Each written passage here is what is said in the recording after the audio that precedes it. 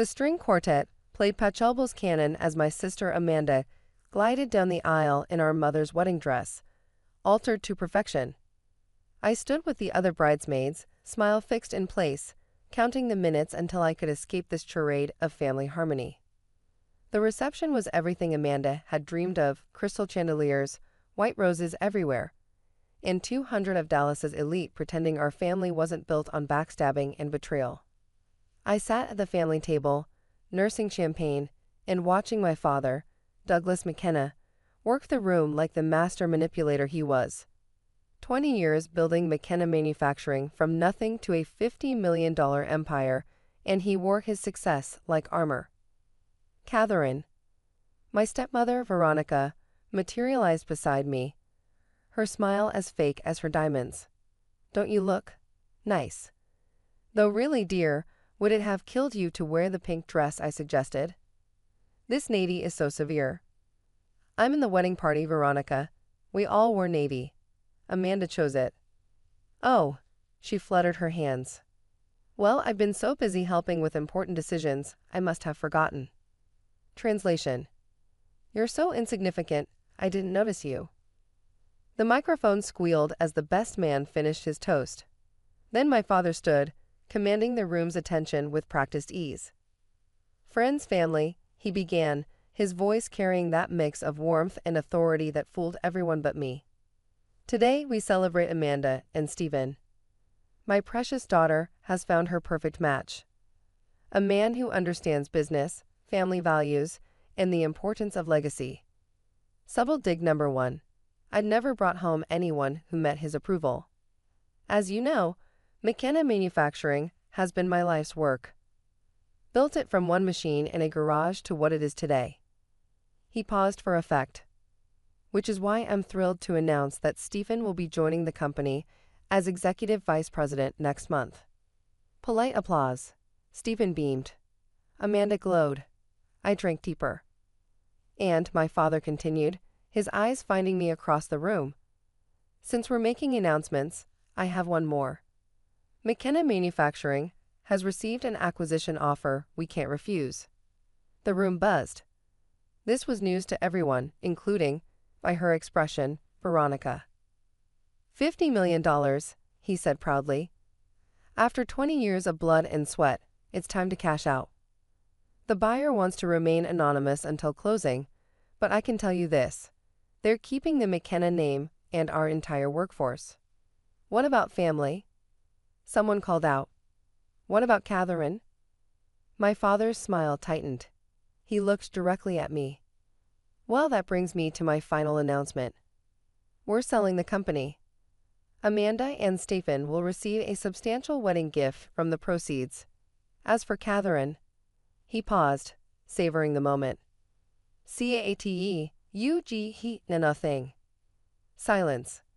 Then nervous laughter rippled through the crowd, unsure if this was some kind of joke. "You see," he continued, "Catherine chose to abandon the family business 5 years ago.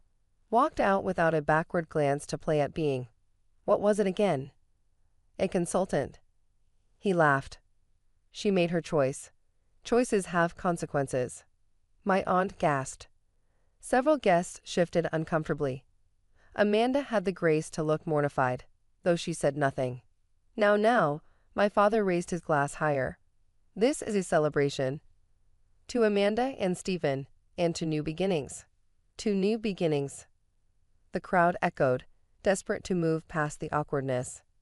I stood slowly, my own glass in hand. The room held its breath. "You're right, Dad. To new beginnings." I smiled, the one I perfected in boardrooms across the country. "And congratulations on the sale. $50 million is impressive. Everest Holdings must really see the company's potential. You've heard of them?" He looked surprised that I knew anything about business. "Oh yes. They're known for strategic acquisitions. Very mysterious though. No one knows who's behind them." I took a sip of champagne. "When do you meet the buyer?" "Monday. Lawyers finalize everything, then I hand over the keys." He smirked. "Why? Hoping to grovel for a job?" "Just curious. It's not every day someone sells their life's work to strangers." hardly strangers. They know everything about McKenna manufacturing. Their due diligence was impeccable. Almost like they had inside knowledge. He shrugged. But $50 million buys a lot of trust. Indeed it does. I raised my glass higher. Well then, here's to trust. And to everyone getting exactly what they deserve. Something in my tone made him frown, but the band started playing, and the moment passed. The rest of the reception blurred by. I smiled for photos, danced with groomsmen, and deflected pitying looks from relatives who'd witnessed my public disinheritance. Amanda pulled me aside once, mascara threatening to run. "Kate, I'm so sorry. I didn't know he was going to. It's your day." I cut her off. "Be happy. Dance with your husband. This isn't about you. But it's so unfair. You worked there for 3 years after college. You know the business better than Stephen." "Amanda." I gripped her shoulders gently. "I'm fine. Better than fine. Trust me." She searched my face, confused by my calm. "You're not upset." "I'm exactly where I want to be. Now go. Stephen's looking for you." She hugged me and rushed off, white silk swirling. Sweet Amanda. She'd never been cruel, just oblivious. The princess in the tower, unaware of the dragon's true nature. I left early, before the cake cutting. No one noticed. Monday morning arrived with typical Texas heat. I dressed carefully, my best suit, the one that cost more than my father thought I made in a month. The drive to McKenna Manufacturing took 12 minutes. I'd timed it often over the past year. The parking lot was full, employees buzzing with rumors about the acquisition. I parked in visitor parking, smiling at the irony. Soon, I'd park wherever I wanted. The receptionist was new, didn't recognize me. "Can I help you?" "Catherine McKenna. I'm expected in the conference room." She frowned at her computer. "I don't see you on the list for the Everest Holdings meeting." "Check again." Something in my voice made her look up. She typed rapidly. "Oh, yes, Ms. McKenna. You're listed as..." "Oh my." "Conference room. 3rd floor," she squeaked. They're waiting for you." The elevator ride felt both endless and too quick. 5 years since I'd been in this building. 5 years since my father had sneered at my business plan to modernize operations, calling it little girl dreams. 5 years since he promoted Randy, incompetent Randy, over me because clients prefer dealing with men. 5 years of planning. The conference room doors were closed. I could hear voices inside, my father's booming laugh, lawyers murmuring, Stephen probably trying to sound important. I opened the door.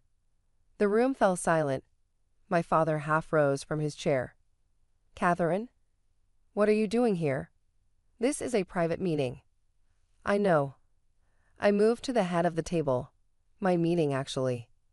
"Your meeting." Veronica laughed shrilly. "Security." "Won't be necessary." I pulled out his chair, and sat. "Though thank you for the concern, Veronica. Hello, Stephen. Enjoying the family business already?" My father's face was turning purple. "I don't know what game you're playing." "No game." I opened my briefcase, pulling out documents. "Just business, Mr. Harrison." The lead attorney cleared his throat. "Mr. McKenna, I tried to call you this morning. There's been a development. Ms. McKenna here is.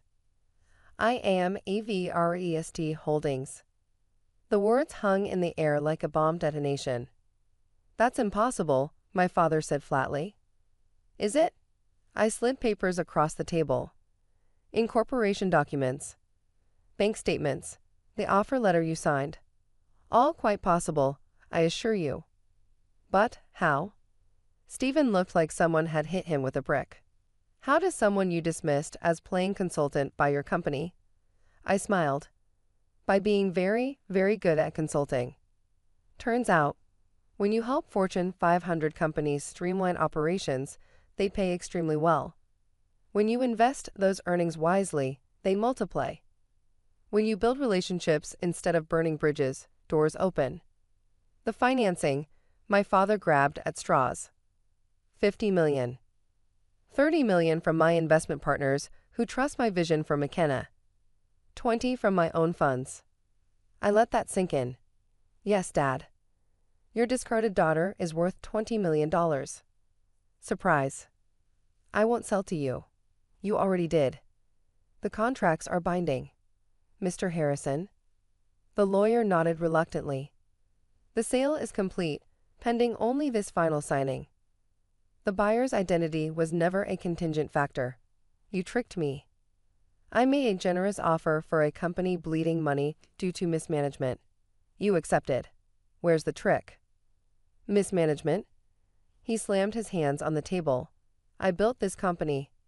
Into the ground. I've seen the real books, Dad. The ones you don't show investors.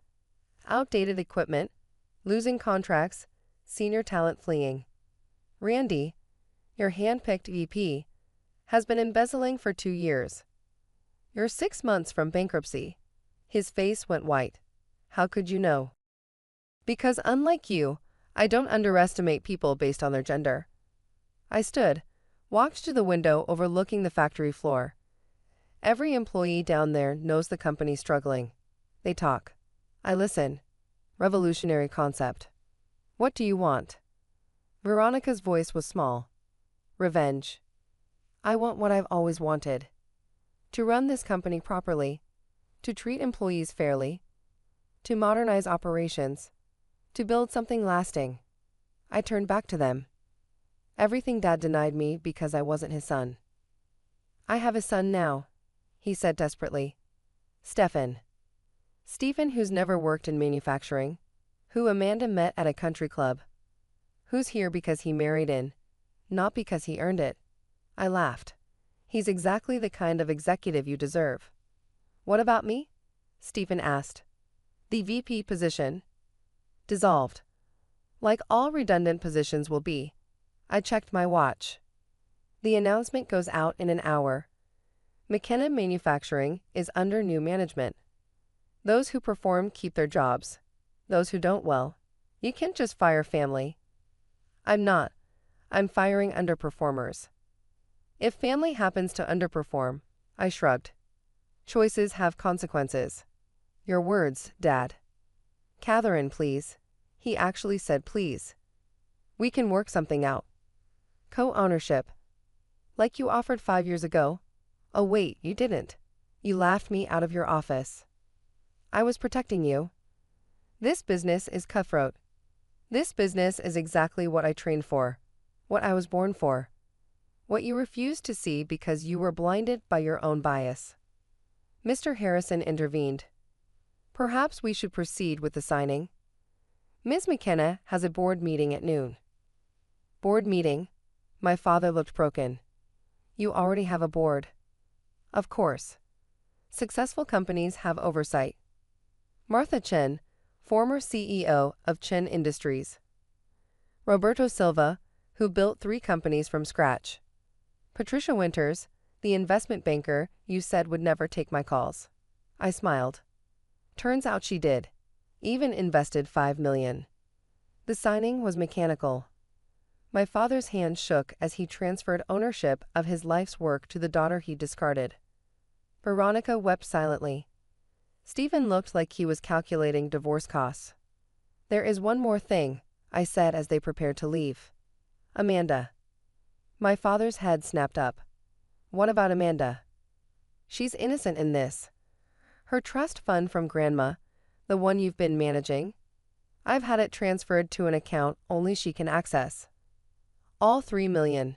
You can't. I can. Legal conservatorship ended when she turned 25. You just never told her. I gathered my papers. She'll be fine. Can't say the same for anyone else who's been living off McKenna profits without contributing.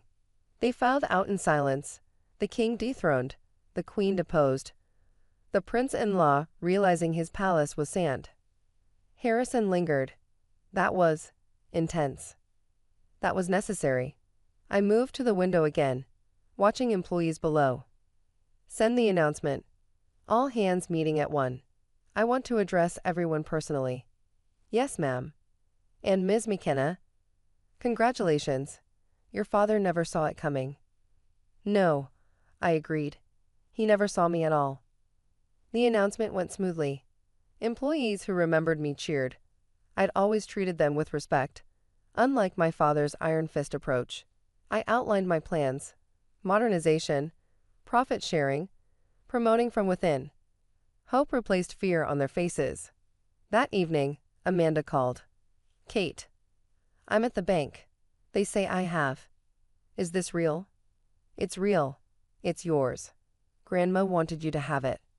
But Dad said it was gone. Bad investments. Dad lied. About a lot of things. Silence.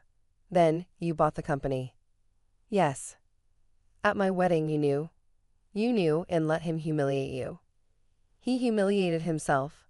I just gave him the stage. Kate. She was crying. I'm so sorry. For everything. For not standing up for you. For letting him. You were his princess. I was his disappointment. Neither role was our choice. I softened. You're still my sister, Amanda. That doesn't change. What about Stephen? That's between you and him. But Amanda, you're worth more than being anyone's trophy wife. Even with 3 million, especially with 3 million, you have choices now. I don't know what to do. Start by thinking about what you want. Not what Dad wants. Not what Stephen wants. You. I smiled. And if you ever want a job, McKenna Manufacturing has excellent opportunities for smart women. She laughed, cried. You'd hire me? After everything? I'd hire anyone willing to work hard and learn. Family included, but no special treatment. I'll think about it. Kate, I love you. Love you too. 6 months later, McKenna Manufacturing posted record profits. The modernization was complete, employee satisfaction at an all-time high. Randy was in prison. My father had declared bankruptcy after failed lawsuits trying to break the sale. Amanda filed for divorce and started college, studying business. She'd be good at it. She had the McKenna brain, just needed the chance to use it. I kept the McKenna name on the building. Not for him, but for what it could become. What it should have been if ego hadn't blinded leadership. Sometimes I thought about that moment at the wedding. Kate, you get nothing. He was wrong, of course. I got everything.